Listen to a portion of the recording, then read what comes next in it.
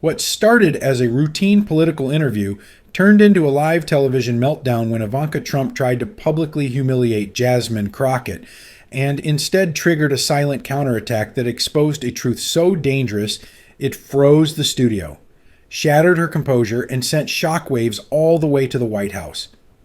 This was a nationally televised political forum in downtown Washington, built for discussion, not confrontation. But the moment the doors closed and the cameras powered up, it was obvious this night was not going to follow the script. The air felt tight, the audience sat unusually quiet, and every producer in the control room knew they were about to broadcast something volatile. It was tense from the start because both sides didn't come to explain themselves. They came prepared to defend, to expose, and to leave the stage with control of the narrative. Ivanka didn't ease into it. She waited just long enough for the cameras to settle, for the audience to relax, and for the host to think things were still under control. Then her tone shifted. It wasn't loud, but it was sharp, like a blade sliding out of its sheath. She leaned forward slightly and stared straight at Jasmine. "Let's stop pretending," Ivanka said. "You don't represent leadership.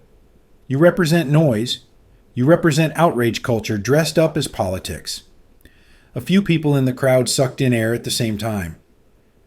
Ivanka didn't pause. "You talk like you're here to save the country, but you don't belong in the world we built. You're an outsider trying to climb on other people's work." The room reacted instantly.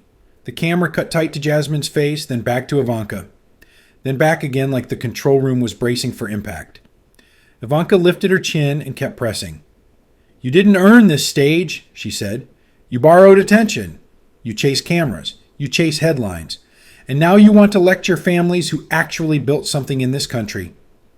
The host shifted in his seat, lips parting like he was about to interrupt, then stopping himself. The producers clearly wanted this moment, even if they were terrified of where it was going. Jasmine didn't jump in right away, and that only made Ivanka more aggressive. "Look at you," Ivanka added, her voice tightening. "Always playing the victim. Always pretending you're fighting some big system when really you're just attacking people who've already done the work you couldn't." That line landed hard. A woman in the second row shook her head. Someone behind her muttered, "That's low."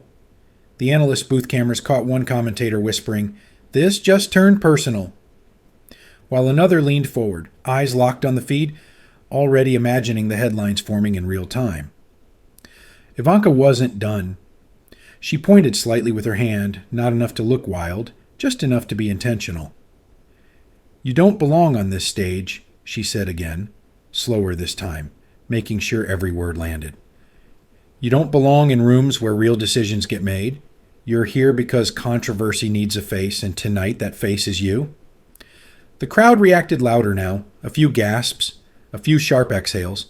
Even the host's smile collapsed for a second before he forced it back on. Jasmine finally moved.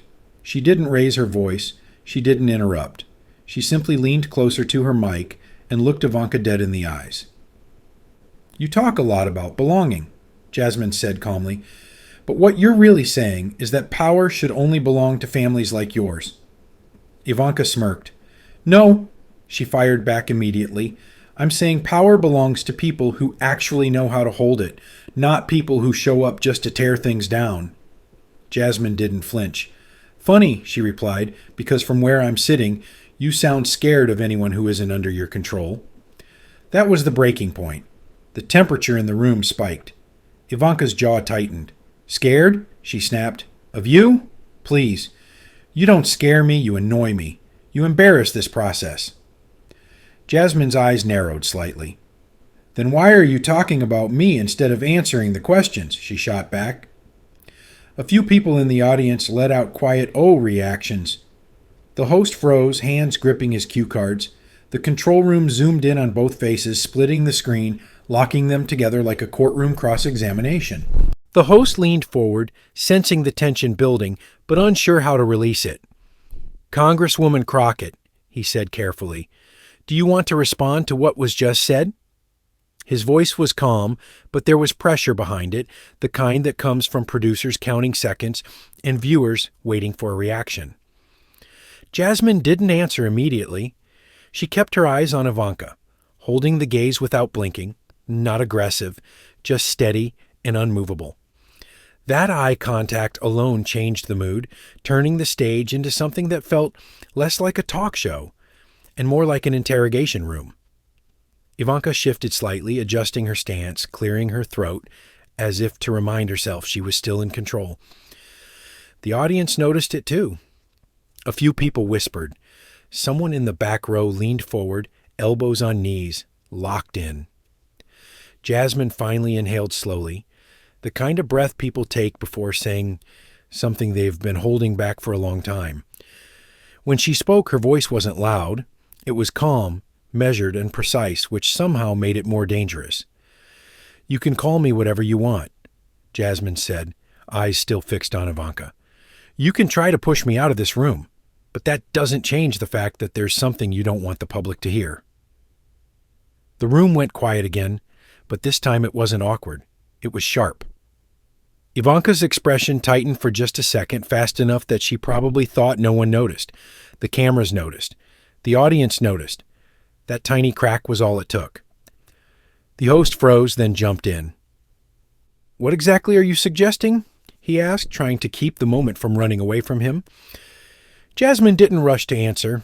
She tilted her head slightly, like she was considering how much to reveal and how much to let people imagine. "I'm saying there's a reason you're this aggressive tonight," she replied calmly.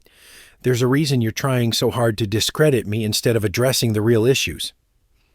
Ivanka scoffed, shaking her head, but her eyes didn't leave Jasmine's face. Jasmine leaned closer to the microphone, lowering her voice just enough to force everyone to listen. "You're not angry because I challenged your politics," she said. "You're angry because I'm standing too close to something you've spent years protecting." A ripple of murmurs moved through the crowd.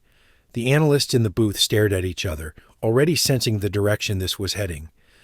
Ivanka opened her mouth to respond, then stopped herself, jaw tightening. Jasmine straightened up and delivered the line that changed the energy in the room. "You can pretend you're calm," she said quietly, "but I can see it. You're not just defensive. You're afraid." The word hung in the air, heavy and uncomfortable. Ivanka's face hardened, but there was no immediate comeback. The room didn't move when Jasmine finished that sentence. It froze. For a heartbeat, nobody clapped. Nobody coughed. Nobody even shifted in their chairs. Ivanka stared back at her, lips pressed tight, eyes sharp with tension. The host opened his mouth like he was about to redirect the conversation, then stopped himself when Jasmine raised her hand slightly. Not aggressive, just enough to signal she wasn't finished. Her breathing stayed steady, slow, controlled, and the cameras zoomed in, sensing something big was about to land. Jasmine leaned closer to the microphone, lowering her voice, forcing the audience to lean in with her. "You keep talking about image," she said calmly, "about reputation, about what people are allowed to see." She paused, letting the silence stretch again. "But some truths don't care about spin.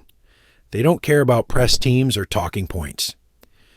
Ivanka shifted her weight, adjusting her stance at the podium, fingers tightening along the edge. The audience felt it. This wasn't politics anymore. This was something heavier.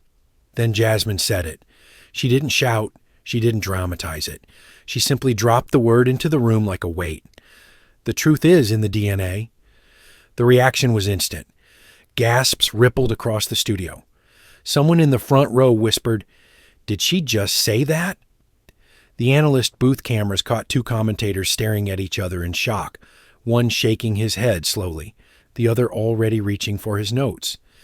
The host blinked twice, clearly thrown off script. Ivanka's body language changed before she said anything. Her shoulders stiffened, her jaw tightened. She swallowed, then lifted her chin as if trying to regain control. "That's absurd," she snapped, but the sharpness in her voice didn't hide the tension in her posture. Jasmine didn't react to the outburst.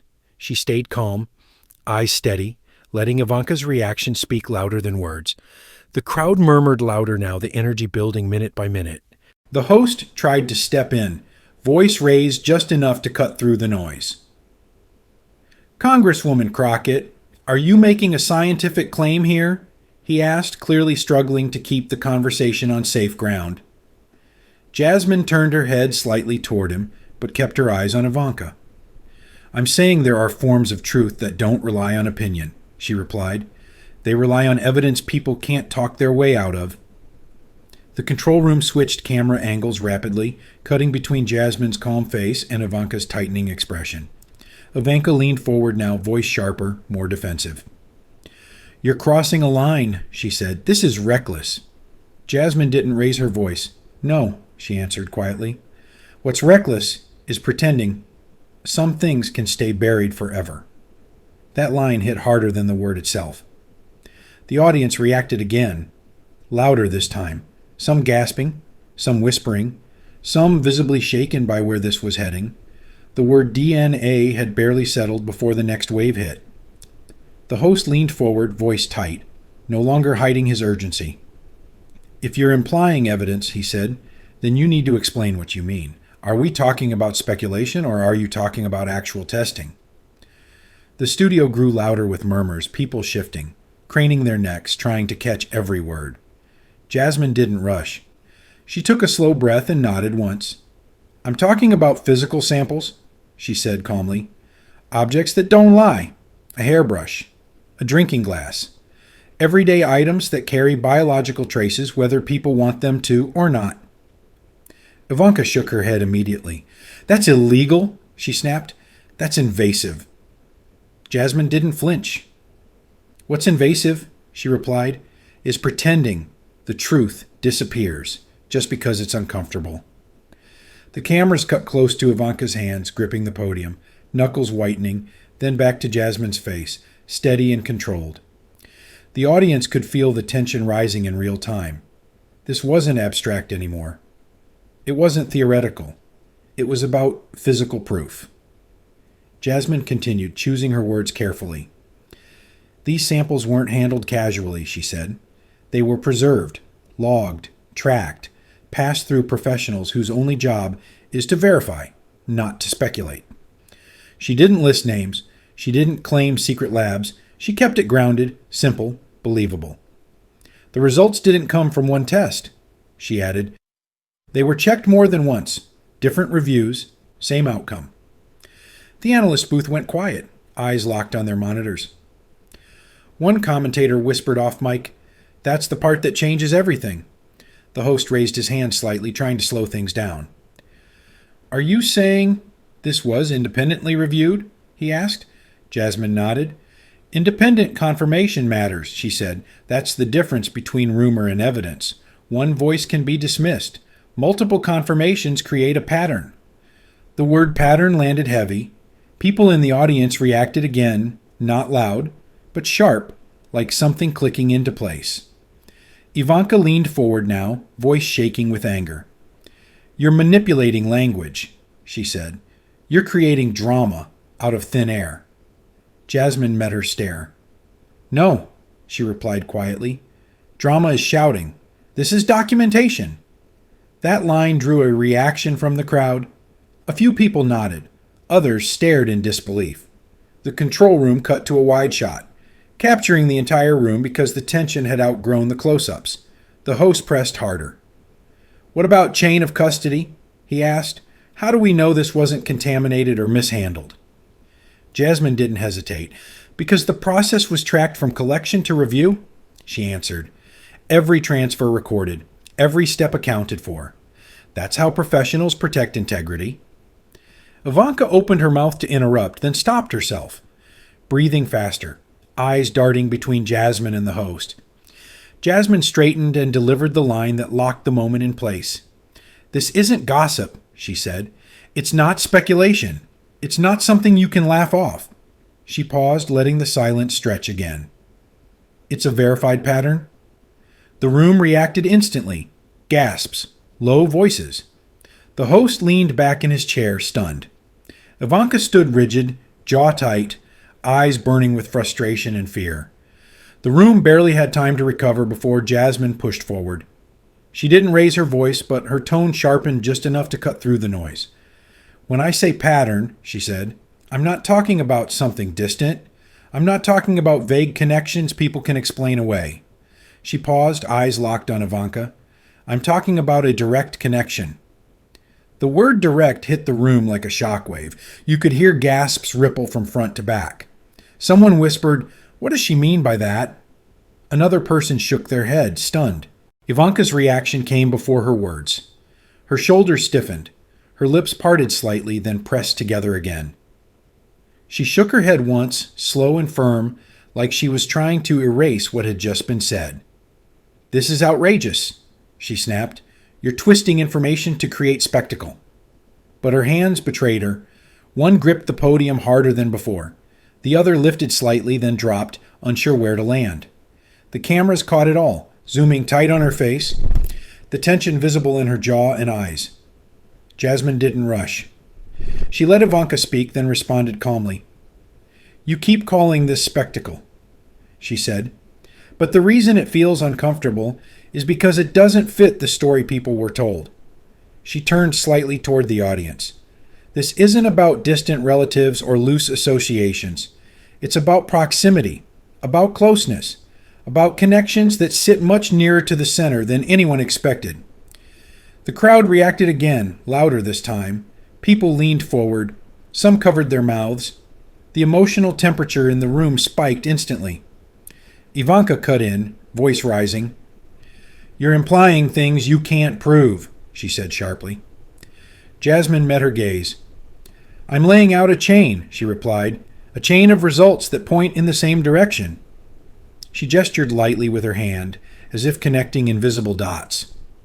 When independent reviews line up, when markers repeat, when the pattern doesn't shift, that's not coincidence. That's consistency. The analyst booth cameras caught commentators whispering urgently, one saying, "This is spiraling fast," another muttering, "This is going to blow up everywhere." Ivanka's breathing grew heavier.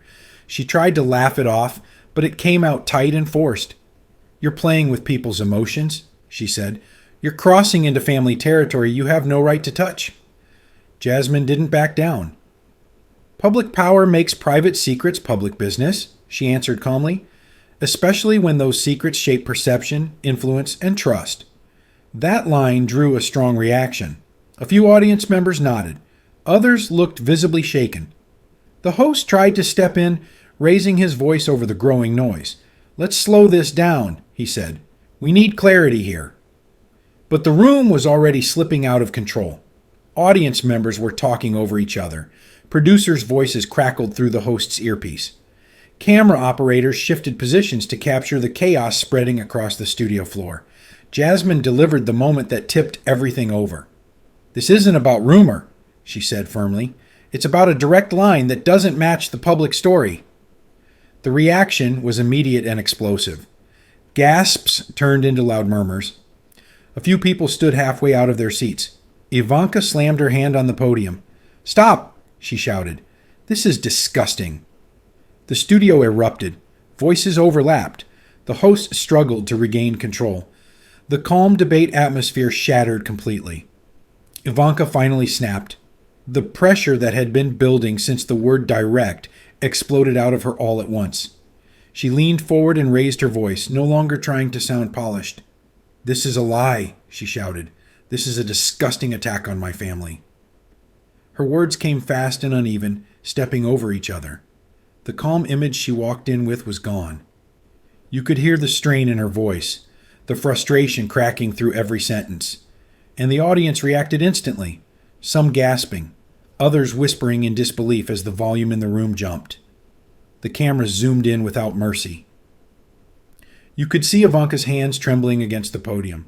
Her jaw was tight, teeth pressed together between outbursts. Her eyes flashed back and forth between Jasmine and the host, searching for something to grab onto, some kind of control she could pull back. "You have no right," she kept repeating, louder each time. "No right to do this on live television." But the harder she pushed, the weaker it sounded. It didn't feel like confidence anymore. It felt like panic wearing anger as a mask. Jasmine didn't match the energy. She stayed still, shoulders relaxed, voice low and steady when she finally spoke. "I'm not the one raising my voice," she said calmly. "I'm not the one losing control." That contrast hit the room harder than any insult. Ivanka's breathing grew heavier, chest rising and falling fast, while Jasmine barely moved. The audience noticed it immediately. One side looked like it was unraveling. The other looked unshakable. Ivanka interrupted again, shouting over Jasmine before she could finish. "You're destroying people for attention," she yelled. "This is what you do. You tear families apart and call it justice." Her voice cracked on the last word. The host raised his hand, trying to step in, but Ivanka kept talking. The control room finally acted. For a brief moment, her microphone dropped in volume. Not fully cut, but lowered enough to stop the shouting from blowing out the broadcast. That alone told viewers everything.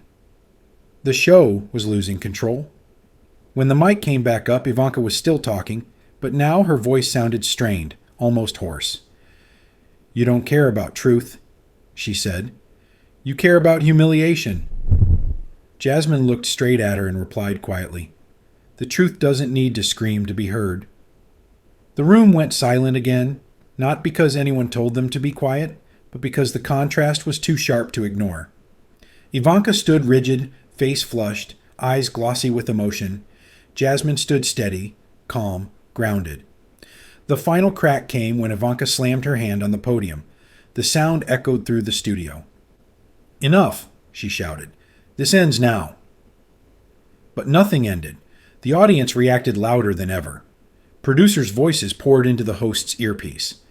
Camera operators scrambled to adjust angles as the moment spiraled beyond the script. Ivanka's composure, the one she built her public image on, shattered in real time in front of millions of viewers. Ivanka stood breathing hard, shoulders tense, eyes burning with anger and fear. Jasmine stood calm, hands resting lightly on the podium, watching her without blinking. The moment the broadcast cut to commercial, the panic didn't stay on the stage. It rushed backstage like a flood. Phones started vibrating at the same time, not one or two, but dozens. Staffers who had been standing still only seconds earlier suddenly moved fast, whispering into headsets, pacing in tight circles, eyes glued to screens showing live social media feeds exploding in real time. A senior producer muttered, "This just left the studio," while another replied, "No, this just hit the White House." Everyone knew what that meant. This wasn't about a bad interview anymore. This was about the presidency. In a small control room down the hall, political advisors crowded around a monitor, replaying Ivanka's breakdown frame by frame. One pointed at the screen and said, "That clip is already everywhere." Another shook his head. "This is a nightmare for the administration." Text messages flew out to party leadership, campaign strategists, and legal teams. Emergency calls were scheduled within minutes. The tone wasn't defensive anymore. It was survival mode. They weren't asking how to spin the story. They were asking how to contain it. Across town, party leaders reacted fast and quietly. No public statements, no tweets. Just private calls and closed-door conversations. One senior figure reportedly told a colleague, "If this keeps growing, it drags the entire party with it." Another warned, "This touches the Oval Office, whether we like it or not." The fear wasn't just reputational, it was structural. The administration had built its image on strength and control, and now that image was cracking on live television. Meanwhile, the Trump camp went silent. No press release, no immediate denial. No spokesperson rushing to the cameras. That silence was louder than any statement. Reporters noticed it immediately. News desks began flashing banners. White House declines comment. Analysts on air leaned forward and said the same thing in different ways. When power goes quiet, it usually means something serious is happening behind closed doors. Inside the building, aides scrambled to protect the president's schedule. Meetings were delayed, calls were rerouted. One staffer reportedly told another, "Keep him off camera tonight." The concern wasn't just optics, it was timing. The country was already divided, already tense, already watching every move from the White House with suspicion. Adding a family controversy this explosive into that environment wasn't just embarrassing, it was dangerous. Back at the studio, Jasmine sat quietly while the chaos unfolded around her. She wasn't celebrating. She wasn't smiling. She understood what she had just triggered. Ivanka had walked into a political confrontation and turned it into something that now threatened to spill into national stability. Producers whispered that government officials were calling the network directly. Sponsors were asking questions. Executives were demanding updates. The ripple effect was immediate and uncontrollable. The reaction hit fast. Within minutes, clips from the studio flooded social media. Hashtags climbed to the top of trending lists. The moment Ivanka slammed the podium and Jasmine stayed silent, replayed everywhere, slowed down, zoomed in, argued over like courtroom evidence. Phones buzzed nonstop. Newsrooms switched into breaking mode. TV networks split instantly. Some called it reckless provocation. Others called it controlled domination. Panels argued live on air. Guests talking over each other. Producers flashing red banners across screens. On social platforms, millions of comments poured in. Supporters praised Jasmine's restraint. Critics accused her of crossing lines. But one thing was clear. No one was ignoring her. By midnight, Jasmine Crockett's name dominated the conversation. Not because of a speech, not because of policy. Because she had become the center of a political shockwave. What started as a studio clash had turned into a national argument about truth, power, and who really controls the narrative. The storm wasn't slowing down. It was growing. And Jasmine was now standing at the center of it. While the media exploded, Jasmine did the opposite. She stayed quiet. No victory lap. No emotional interviews. When she finally spoke, it was simple. Truth doesn't need protection. It protects itself. People rewatched the confrontation differently after that. They noticed what mattered most. Jasmine never yelled, never lost control. While Ivanka unraveled under pressure, Jasmine stayed steady. Calm became the real power. That contrast became the final image burned into viewers' minds. Ivanka tense, shaken, fighting the moment. Jasmine still, focused, unmoved. It wasn't about who won the argument. It was about who held the room. And that's where the story truly ends. Not with noise, not with chaos, but with a lesson. Leadership isn't measured by volume. It's measured by composure. And when the cameras shut off, the calmest person in the room is usually the one who walks away with everything. If this moment made you think, if it made you question power, truth, and who really controls the room, don't let the conversation end here. Hit subscribe and turn on notifications so you don't miss the next confrontation. Drop your thoughts in the comments. Whose side are you on and what do you think happens next? This story isn't over, and the next chapter is coming faster than you expect.